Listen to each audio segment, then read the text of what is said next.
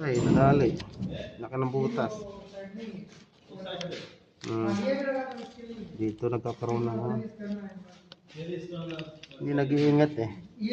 Paglagay ng plumber, yun, dire-diretso naman. Tayo dyan. Nasa sulok pa talaga. Nak ng titing naman oh. Talagang tinamaan ng barina eh. Nakapix na yan. Okay na yan. Dito nadali. Anak na titing. Ang gagawin natin dito, maghihinang tayo nito. Sana wala nang ibang leaking. Ito lang.